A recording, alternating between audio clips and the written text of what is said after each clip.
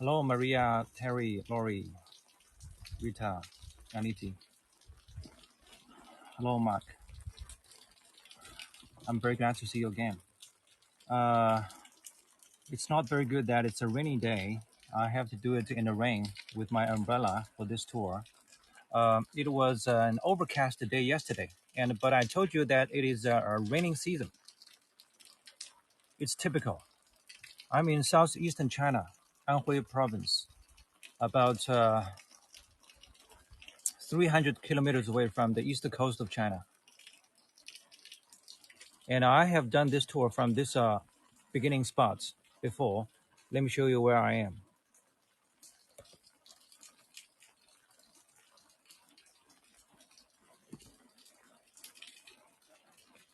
Actually, you know what? I intended to start today's tour from the pavilion that is located up there on the mountain. And I just now dropped off my children. My wife isn't around these days because Lan Lan, my wife, she's busy with her tea business. This is the golden time for tea business in China in every early spring. She has been in Hangzhou for 3 days, but she is coming back, and I'm going to pick her up later after this tour. She is probably now, she is actually now in a bus from Hangzhou, and the bus takes about 2 to 3 hours to get here, about 2.5 hours between Hangzhou and this village in Anhui province. Although this is Anhui province, it's on the border. It's close enough to Zhejiang province, one industrial and economical power in China among different provinces, Zhejiang. And Anhui, especially this part on the border, has benefited from the industrialization and the economy of Zhejiang province. Excuse me. And you see that this wooden trellis in a rainy day is quite slippery. I don't want to do that. Otherwise, I would have started from the other side of the river, and in that case, I could show you the area view of the entire village. But unfortunately, I can't do it today. I will do it next time. But anyway, let's try our best, and let me show you what the village looks like today.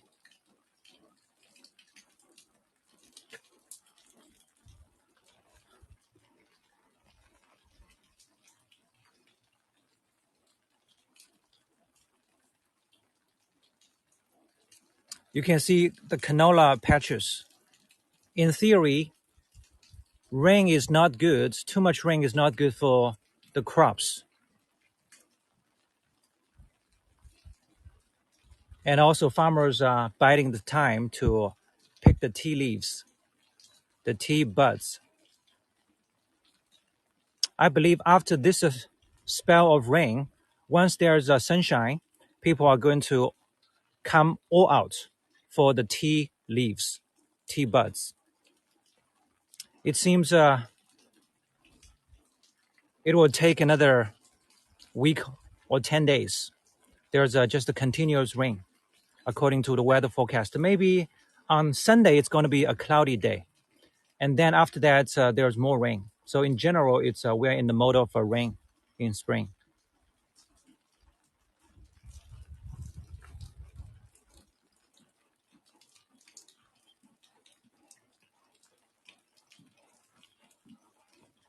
Obviously, there's a world of dogs in this village. The dogs are unleashed. They always hang around. They have their own sects. Oftentimes, I see dogs fights with each other in groups, and sometimes they do hurt people. Maybe 10 days ago, we met a lady, an old lady in our village who was in need of help on the road as she was just bitten by a dog. So we gave her a ride. We sent her to the local infirmary on the way of dropping off our children to school. And here you can see on this side the typical Anhui style architecture, or maybe also typical of this region. Yeah, sometimes I say Anhui school. Yes, there's something unique about it, but to outsiders, I would say this is also typical of even China, but more specifically southeastern China. While in southeastern China we have Anhui School, we have also Suzhou School of Architecture. But on the surface, they do look similar. Yeah, black and white. But there are differences in details, inside, more inside.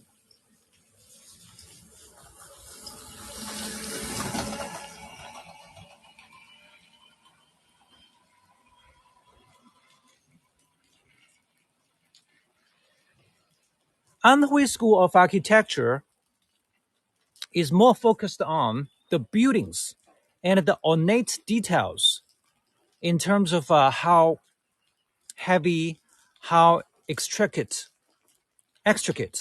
and how luxuriant they are. While Suzhou features gardens, they prefer details that look more elegant and more of the reflection of mountain and water. And here reflects more on the Confucian doctrines, hierarchy and order. So they have a lot of symbolisms in the building to reflect, that. All right, let me move from here.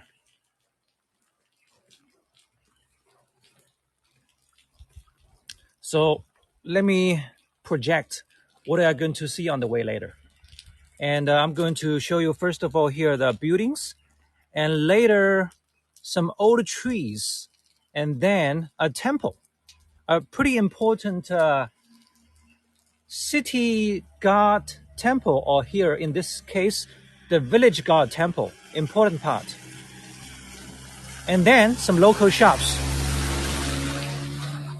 I will probably try to stay in one shop from where I can show you how the owners apply their business in the beginning of the day, and also how customers just purchase here in the shop, and what the purchase are mainly here in this kind of village.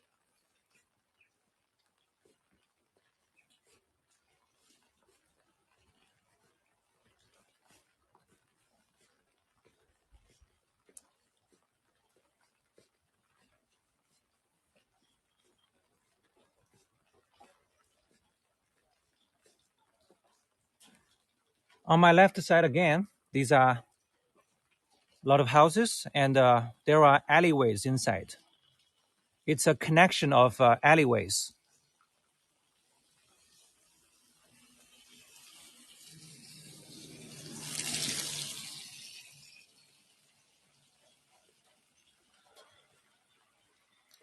Look, there are just the dogs every here and there.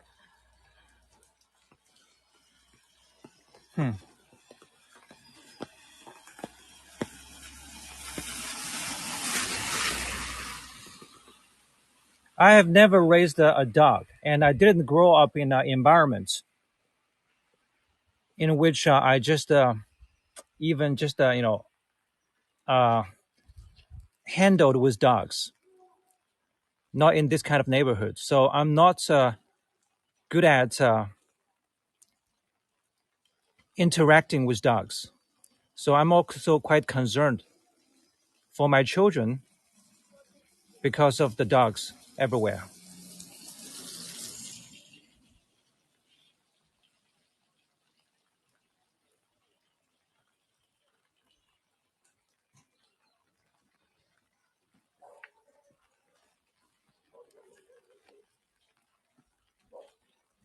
There's a little rock village very near where I live, and it's kind of this kind of idea. Uh, the houses are built on the rock foundation, and these rocks are the local materials, and you can get them out by exploding those mountains.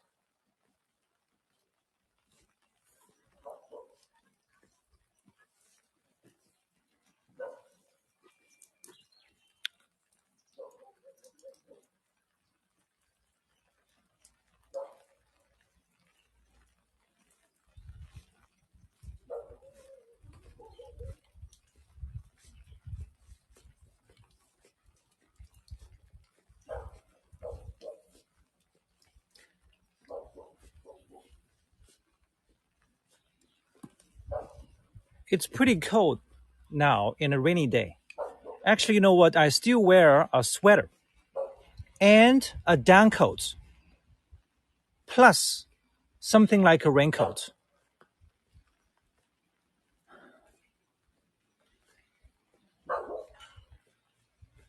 In the same temperature, if it doesn't rain, instead it is sunny, I probably don't have to wear the the down coat.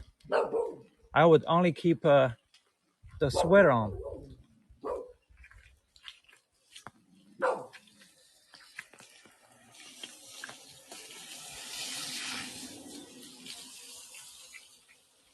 Actually, there is an old stone still here. I've never noticed that this is a stone. It says, actually, it is the dog barking that attracted my eyes. I have never noticed this one. This one says Taihu. Taihu is the name of the main lake in this part of China. It's one of the largest lakes in China, the largest one in southeastern China, Taihu Lake. And it says Jingyu, which means fishing forbidden. 上至明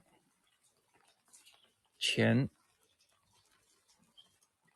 和下至 There are some small characters that are not quite recognizable to me. But, in general, this says fishing forbidden in late Taihu. Probably this is from Ming Dynasty because I see a character that stands for Ming Dynasty.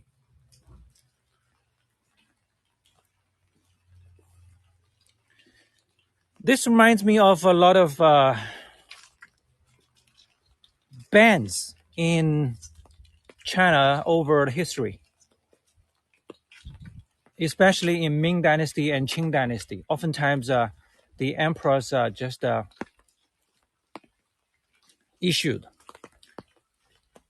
the bans on people's fishing, and also they closed the coastal cities in different periods. Throughout Ming and Qing Dynasty,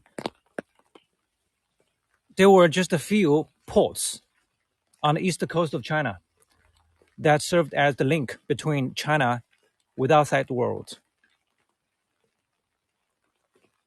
And Guangzhou is the oldest port city in China that has the longest history of trade with foreign countries.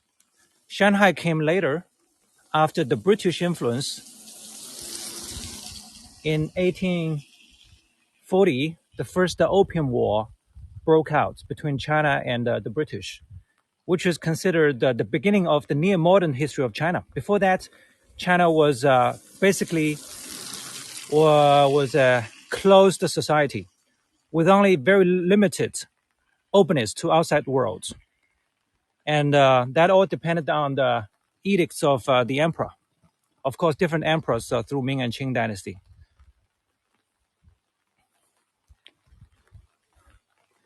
And 3 years later, in the year 1843, Shanghai, as the result of the failure of the Opium War of China, was opened as a treaty port. This is the emergence of Shanghai back in 1843, also the beginning of the near modern history of China.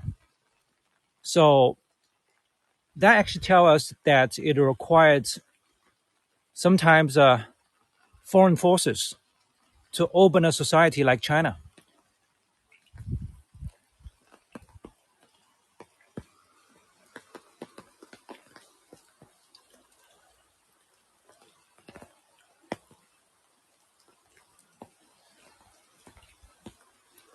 But of course, the actual situation of the Opium War was more complicated than that. There were events in which, like then Qing government of China just ignored and breached the agreements signed between China and the UK, which just made the situation worse and worse. So there were a lot of events involved. When we said that, when I just said that it was a kind of just a war, actually there was more things involved in it. There was a series of events that finally led to the war. And now I'm taking you to see these two old trees. Thank you, Mindy. You live near the University of Pittsburgh. Last time you told me, yes, and I told you that my wife has a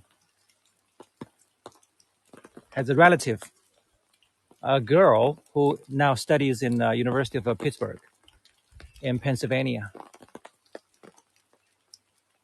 and she actually enjoys her life in the United States. As we know, of course, we haven't heard much about her, but according to what we have heard of, yes, that is what it is, and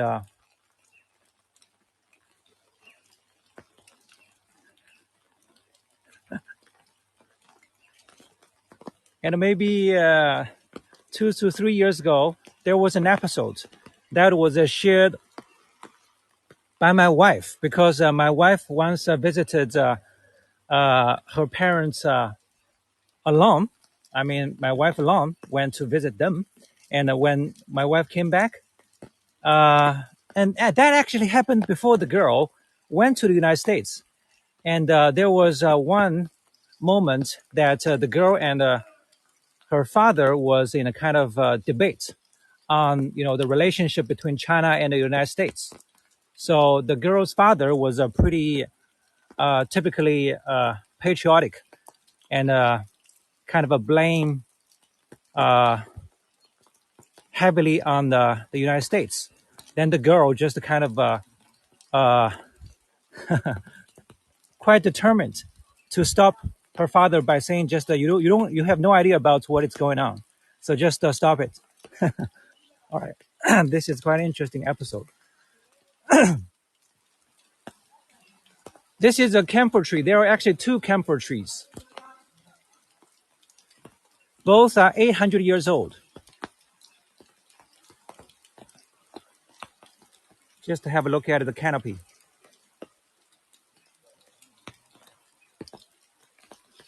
Camphor tree is evergreen. Its leaves do not fall.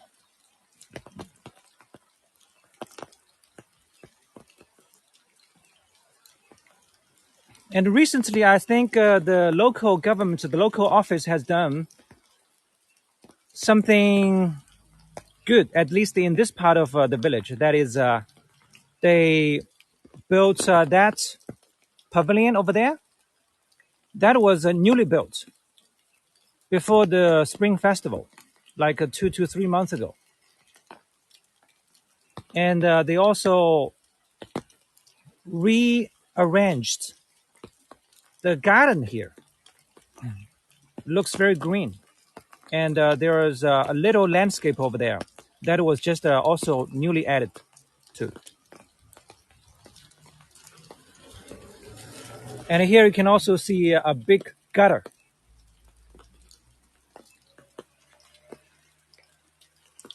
3 years ago in summer, the typical monsoon season in summer, there was just so much rain that the village was flooded. And at that time, this whole gutter wasn't enough to help the sub village here to get rid of the excess of water. And actually, a lot of houses here in the first floor were also in the water. Most of the first floor was in the water here 3 years ago.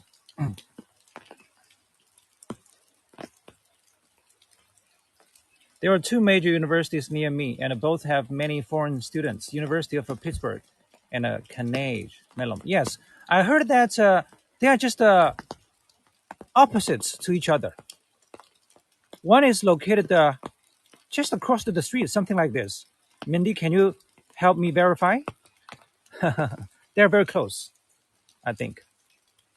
All right, now I see the man who owns the shop that I meant to stay in for some filming, and he is now unloading goods that he just purchased this morning from a bigger town for reselling here in this small village. So let me go over there and have a chat with him.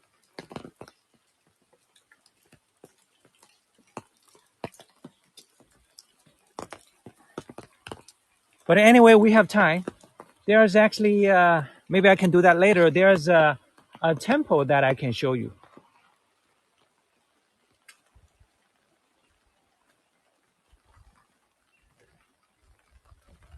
Yes, they are close, within a mile from each other. Okay, within a mile. So it's not really opposite to each other.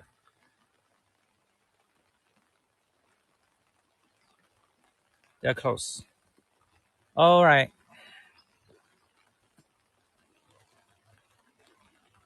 This is where two streams.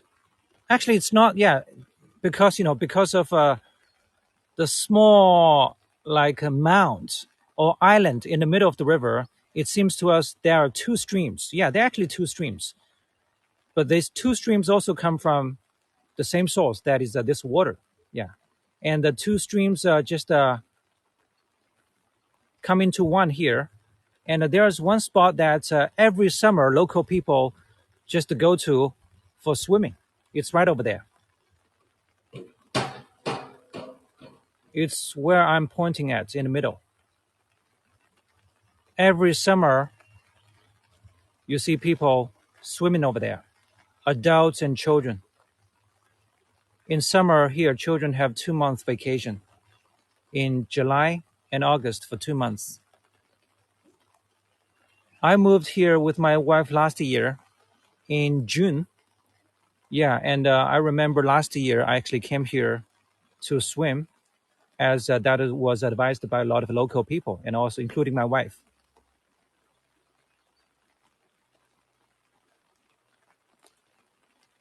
I'm not a swimmer. I don't know how to swim. Actually, I didn't know how to swim.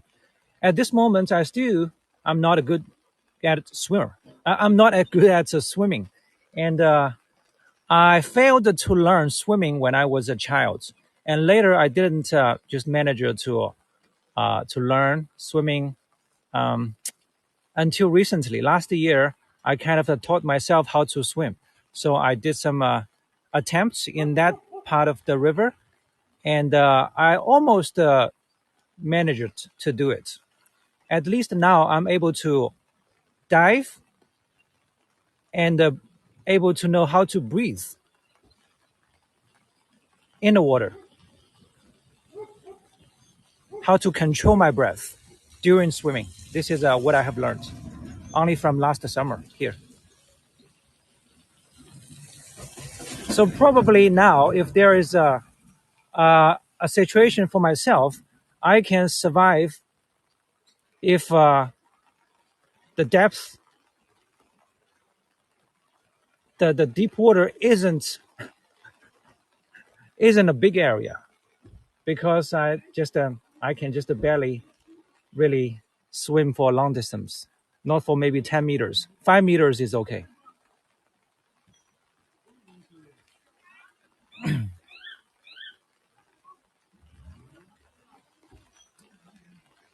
Actually, you know what? I don't think a lot of Chinese people are good at swimming.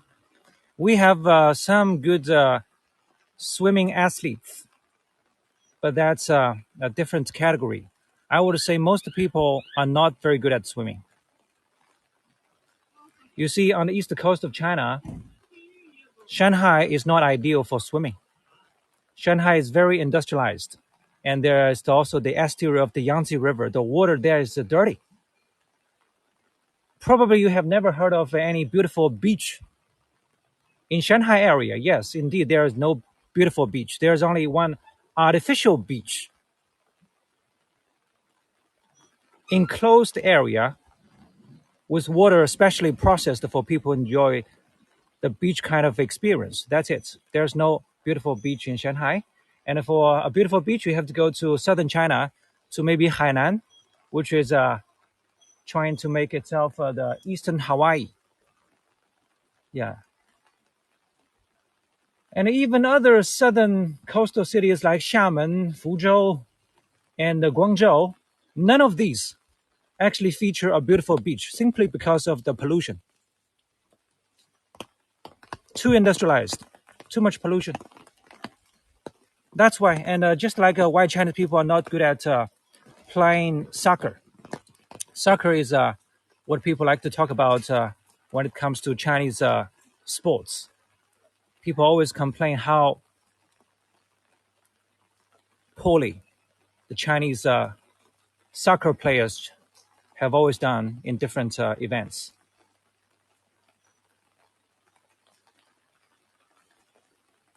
It's because we don't have many soccer fields. There's no space for people to play soccer. That's it.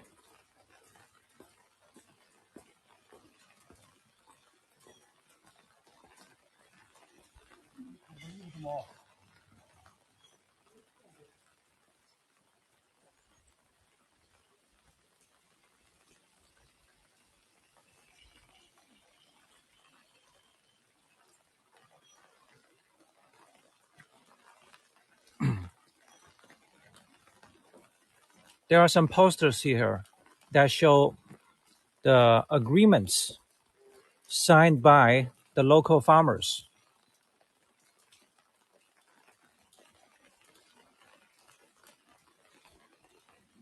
It's about the farmers' conduct, the moral remarks, the ceremonies for like funerals and weddings, uh, and also maybe a local council. And one more that is on counter gambling and counter drugs.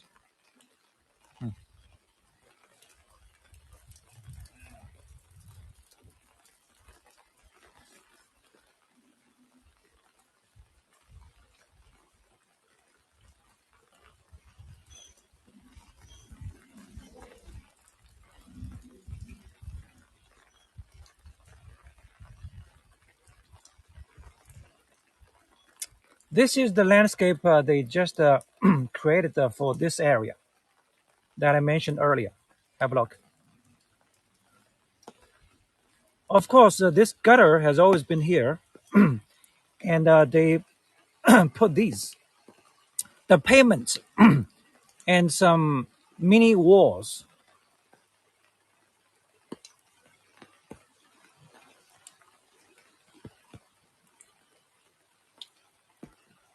The two 800-year-old camphor trees are called by local people as the dragon and phoenix trees because they are old. They are big. They look powerful, just like an emperor and an empress. Dragon and phoenix. This is the most typical analog in Chinese culture out of dragon and phoenix.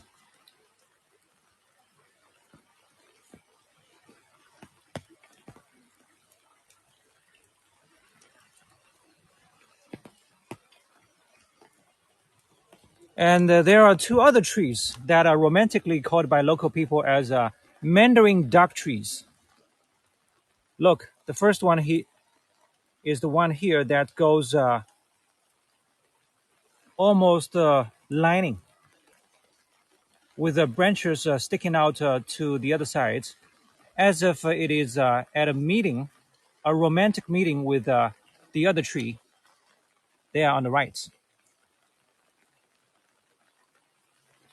Mandarin ducks stand for love, romance. So these two trees are here are the representation of that kind of romance. All right, there is the temple next.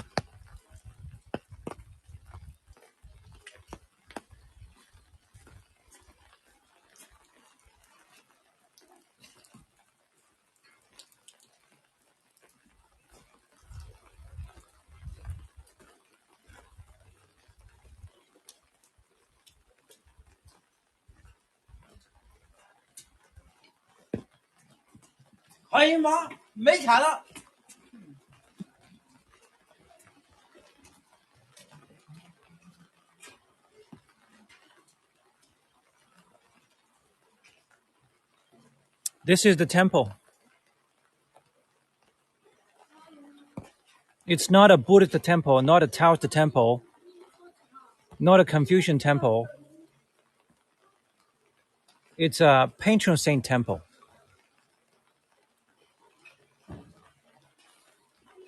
It is the temple built to enshrine the god who is believed to be able to protect this village. It's very common in China. Across China, you can find, but usually they are not as well known as Buddhist temples, Taoist temples. In China, Buddhist temples are usually the most magnificent in looking. They have large scale, golden and shiny appearance, maybe followed by Confucian temples and Taoist temples, which I would say quite humble. But this one is a very down-to-earth kind of temple. This is a patron saint temple, and this temple was built according to the local records in Tang Dynasty. But of course, this architecture in style doesn't look so. This is because it was renovated later. Let me go up.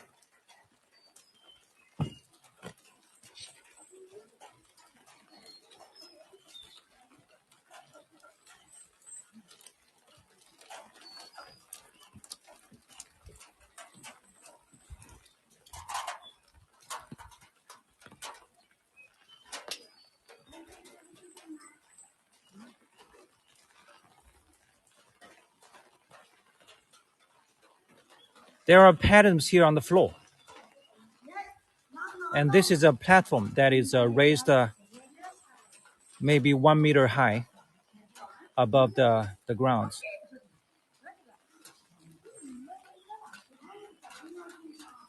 This is where local people traditionally gather for a ceremony.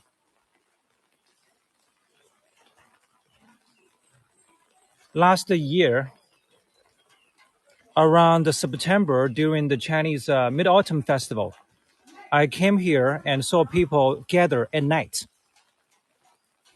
in darkness, to be honest. I actually took videos then for myself. It was so dark, but people were standing here.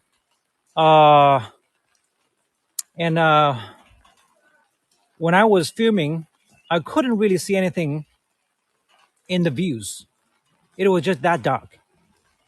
And for my naked eyes, it was also then for me, it was a bit risky for me to walk around as there were just a lot of people, but kind of in utter darkness, including adults, old people, and kids. They gathered here for an event that they hadn't had for many years. That was a dragon dance event. Local folks, they made a huge dragon by straw. And that dragon was maybe 8 meters long. It was held by a group of strong men, and they marched around in the alleyways, and eventually they got here. And then there was some lights around the dragon. They moved here along from here to the river, and eventually they burned the dragon, the straw dragon, and threw it into the river as the end of the ceremony.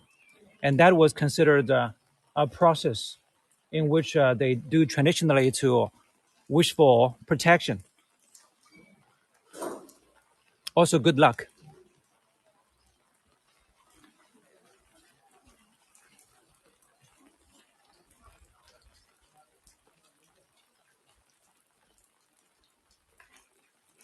The name of the temple is also very typical.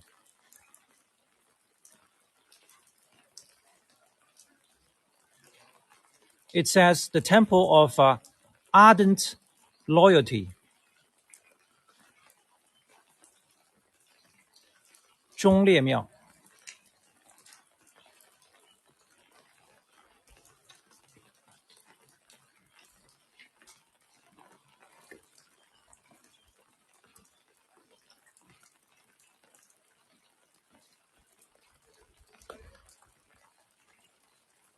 This temple was originally built to consecrate a man who lived in this area of China in the end of Sui dynasty, before Tang dynasty. And in between these two dynasties, the man became a local king after he led some successful rebellions. But Tang dynasty, as the most influential and powerful dynasty through China history, stabilized. As the following Tang dynasty stabilized, they started to find this guy with the local power. And this guy, in order to show his allegiance to the central government, what he did was very, very beyond thinking. That is, he killed 8 out of his 9 sons as a way to show his allegiance.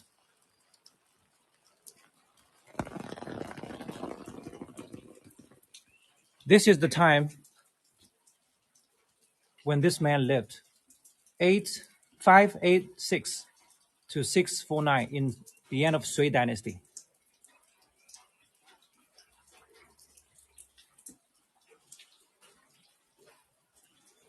It is said here in 624 he was summoned to the court of Tang dynasty, and he was given a general post. But later, more suspicion grew out of the central court for his power in this area. So this guy called Wang Hua sussed out the intention of the central government. Then, in order to show his ardent allegiance, he killed 8 sons out of 9. The only surviving son was his 8th son. Therefore, the name of this temple is also called the 8th Son Temple.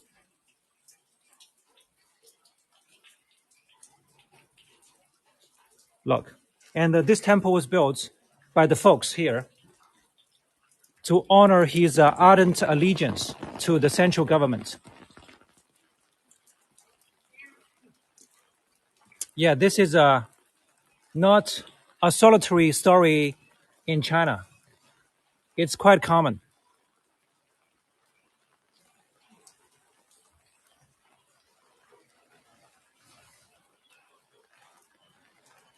There's a construction going on over there.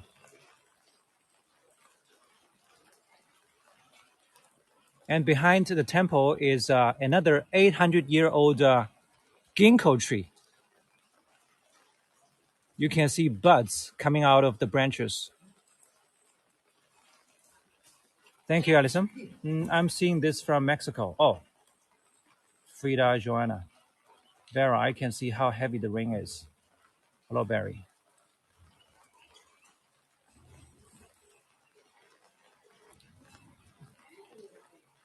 This man walking out of the alleyway, I sometimes see him cleaning the streets here. And there are some old people who are hired by the local office to do some basic jobs. In return, they get some meager income. I heard that they are paid maybe 300 yuan a month for cleaning the streets, for making sure the streets here are clean. They don't have to do it at a certain time. All they need to do is just to make sure every day the streets are clean. And of course, there was inspection from the local officers. And so for that, they can get 300 yuan a month. 300 yuan divided by 7 is how much US dollars you get. Or maybe 6.9 now. All right, now let me go into the alleyway and check out the shops over there. What sports are popular in China? Well, what do children play? Okay. Uh, I think children play mainly table tennis. Yes. Badminton. Yeah. These are the two most popular sports in China. Although most adults, they are most fascinated with soccer. A lot of people are very interested in European soccer and also NBA games of the United States. Because NBA is more exposed to Chinese audience. There's no exposure of, very limited exposure of NFL and the baseball league. No. So Chinese people are very familiar with the NBA games. Yao Ming, many years ago, played in the NBA, which was considered the symbolic moment between China and the United States relationship. I think he joined NBA, Houston Rockets, in the year 2004 something. Maybe 2004 something. Or maybe a little earlier.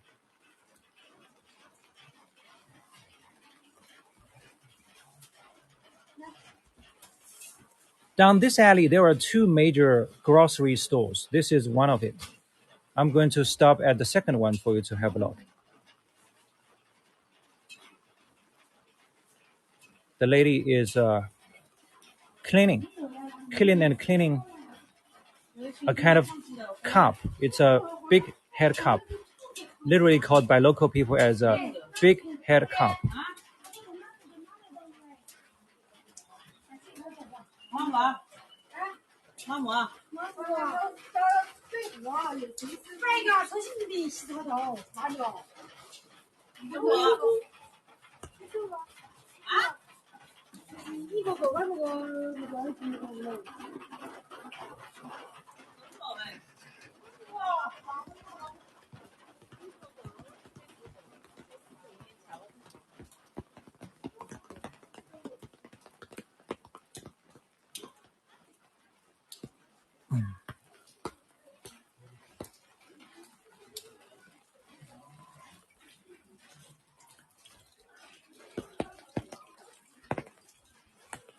This building used to be an ancestral temple.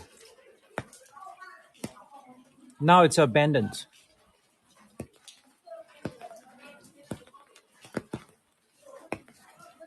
There's a quote of Chairman Mao painted on the wall here in black.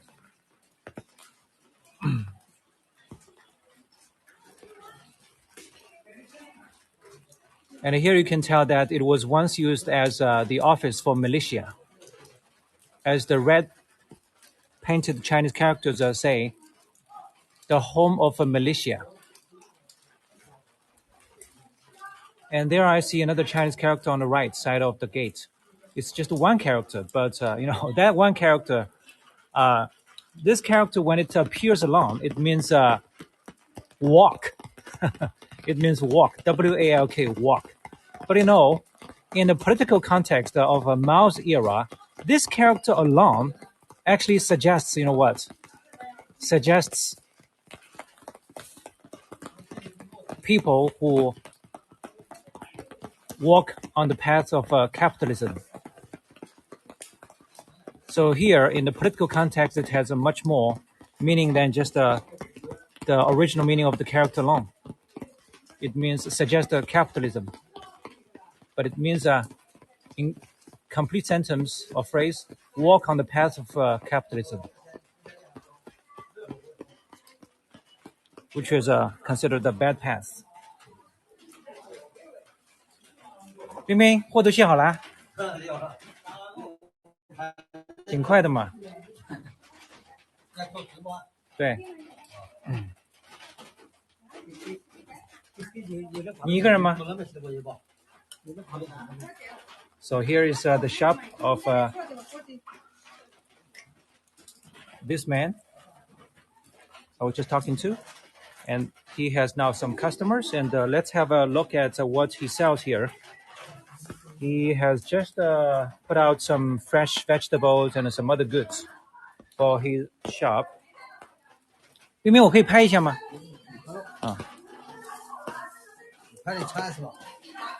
？I asked for his permission for me to film, and he said, "No, okay, you can do it."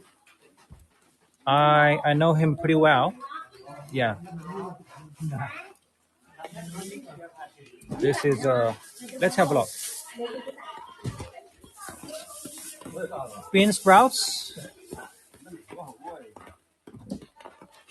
Chive. Do you call this chive? Cucumber. Oh, this I'm not very familiar with. Celery.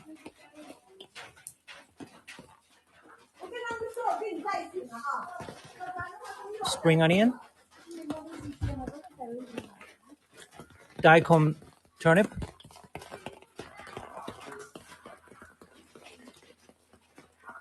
This is I would call this a pink spinach. It's very popular, and it's a kind of vegetable I do like. Pink spinach. Do you have anything similar to that? Garlic boats. String beans.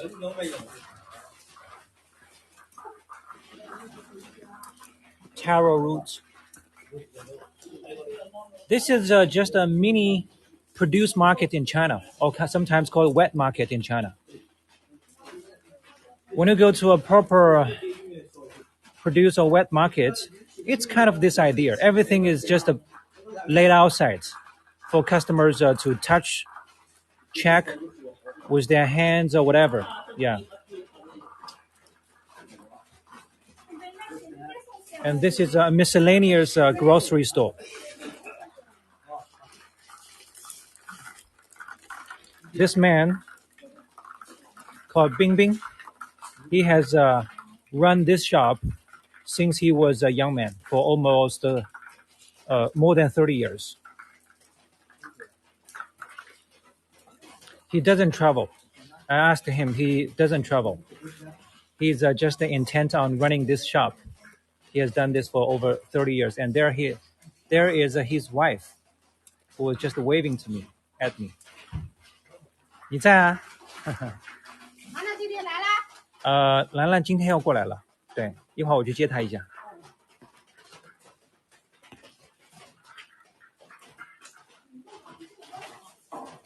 Is pink spinach eaten cooked or raw? Cooked.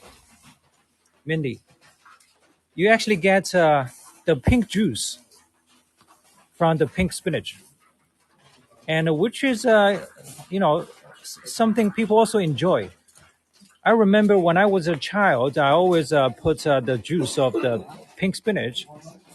I sprinkled them on the rice, and I ate the wet rice with the pink juice. I ate them with gusto. I don't think I have done this recently. I did more as a child. 哎，这是什么东西啊？这个这个啊，我们这里不是清明要到了吗？哦，清明到了。清明到了，这个拿来上坟的呀，哦放在坟面前的呀。哦，哎，我猜出来也大概是这个用途了。Just have a look at this. This is 这是纸做的哈。This is made of paper. And I kind of guessed out what this is used for. But I just confirmed with the lady, and that thing is actually used for the Chinese Qingming festival, or let's say for the occasion when people go to the tombs of the ancestors. They bring this. They put it as a decoration, first of all, and then burn them as a way to carry their wishes from this world to the other world.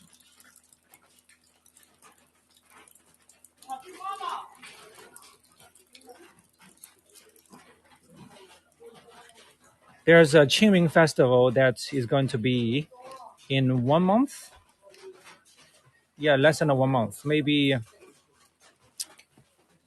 just a half a month. Actually, half a month away is Qingming Festival. Qingming Festival is the traditional festival for Chinese people to clean and sweep the tombs for the ancestors. It's also considered the time for Chinese people to start really traveling in large numbers. Okay, I'm furling up my umbrella. Let me stay inside. 哎，这些蔬菜，这是什么蔬菜啊？这个这是辣椒啊？辣椒烊嘞。哦，可以吃的。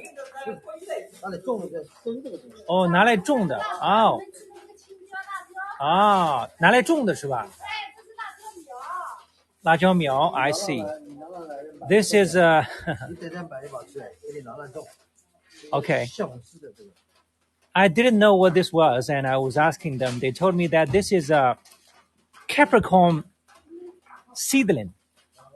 This is Capricorn, and people buy this not to eat, to grow instead.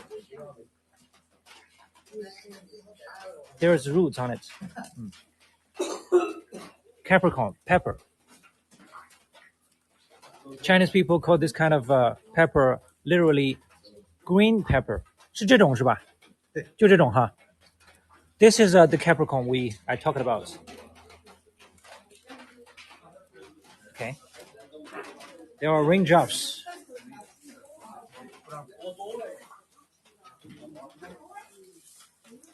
All right, let me show you something more, one by one.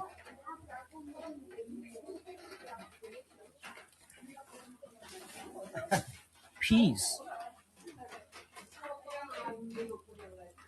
It's kind of a squash. Lettuce. Bok choy. Probably the last harvest of bok choy, towards the end. Little pumpkins. This is what the Chinese people call 白菜。大白菜，小白菜。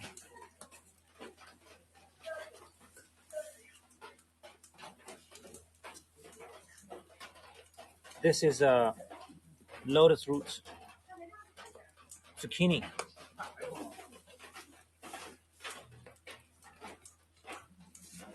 Needle mushroom. This is another kind of beans. String beans.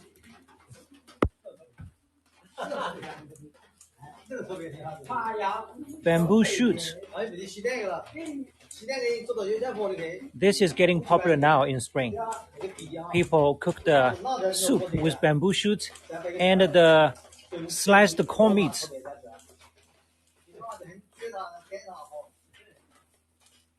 It's the seasonal delicacy.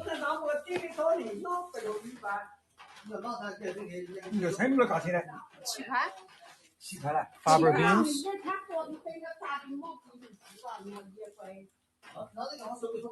What kind of sprouts are these? 新奇吧？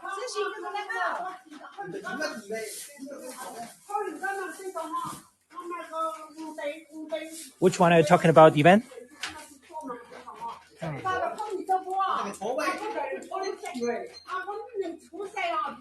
Ivan?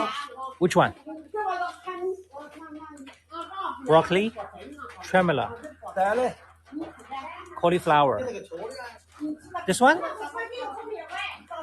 冰冰，这是什么？蕨菜。蕨菜。哦。蕨菜我知道。This one, I asked the owner, and he told me this is 蕨菜. So literally, based on my vocabulary, I would call this in English fern vegetable. It's a kind of a fern. All right. So this is just the most I can do. Peanut sprouts. This is peanut sprouts. All right, let me show you something more here.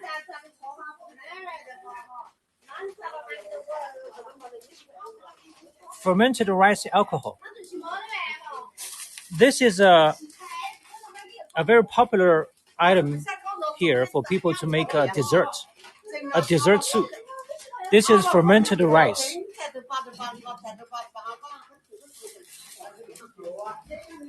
It tastes almost like an alcohol, but light.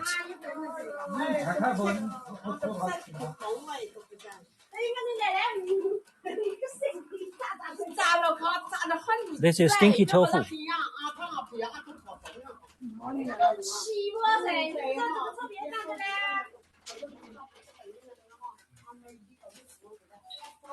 Pig hoof cut into halves.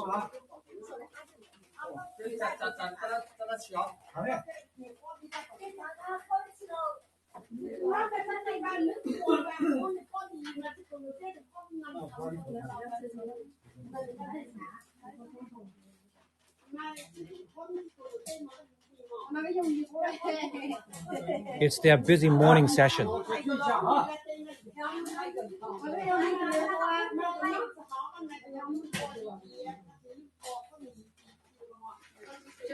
Eh? 那个斗笠好。斗笠。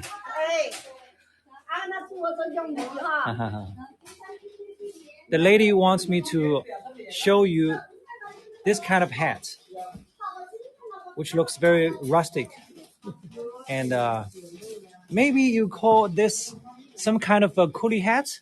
Yeah, but yeah. There's a plastic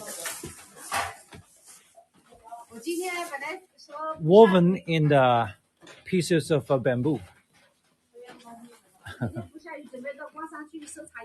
今天最近都要下雨，最近还要下一段时间呢。我叫人家采好了。哦，现在可以采了，不是要等太阳出来吗？可以的，昨天我叫人家采了一点，他在家里面了。哦，你请人采的？等着我去收了。你请人采的？我叫人家采的，等着我去收了。哦，下雨没关系吗？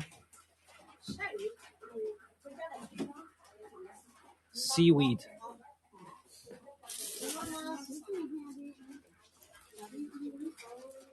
Pickled garlic.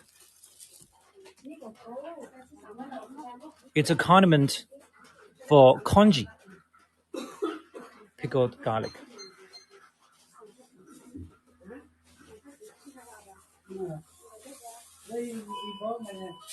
They have a lot of condiments to go with porridge or congee.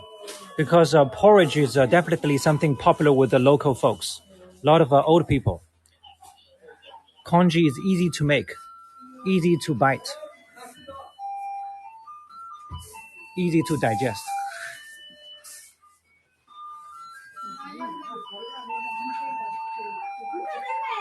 and something easy to eat. Why? You can easily dump it into your stomach. Yeah, this is what I say. Yes, you can dump. Of course, not when it is hot. If you are patient, wait, and you can just dump it. It goes down like water.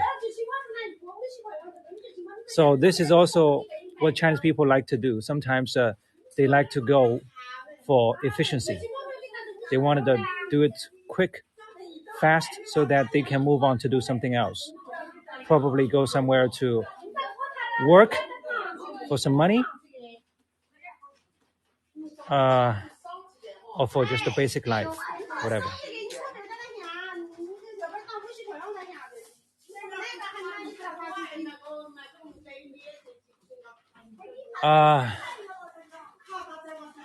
This tour again has come unexpected, and because of the rain,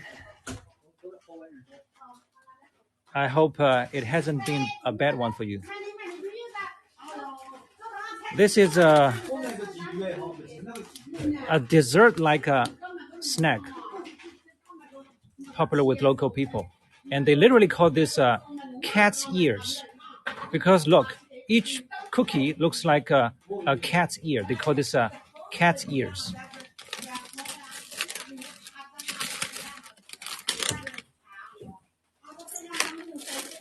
And this is called guoba. Guoba is actually the crispy bottom of rice cooked in a wok. Usually in a traditional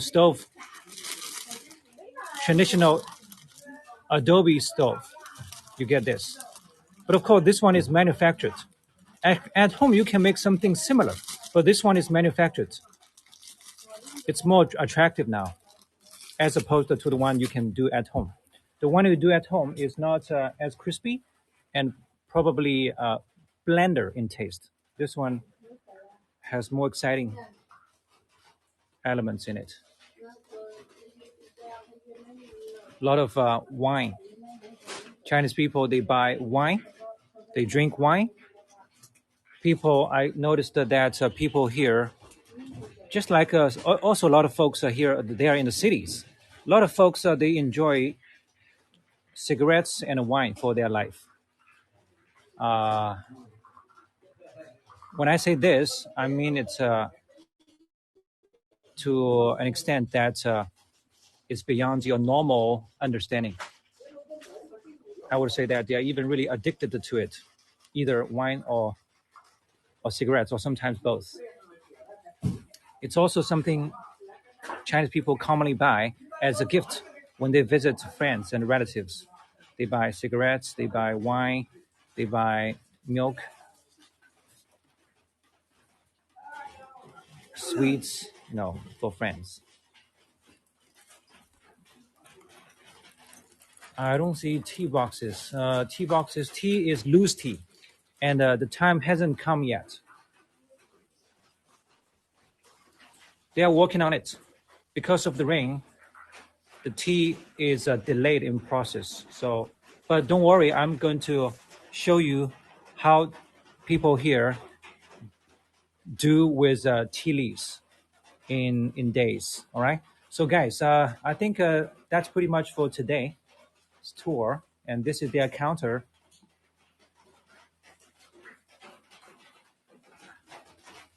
Most people now just need to scan this QR code with their phone to pay on either WeChat payments or Alipay payments.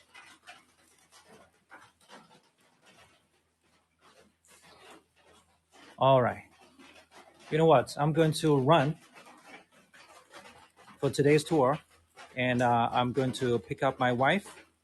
And after my wife is back at home in a few days, I probably will do a cooking tour. So my wife is going to show you something that local people cook traditionally as the home cooking. Okay, all right. So thank you, everyone, and I'm a bit disorganized today. All right, I beg your pardon and understanding. So that's it for today, guys, and see you next time. Let me run.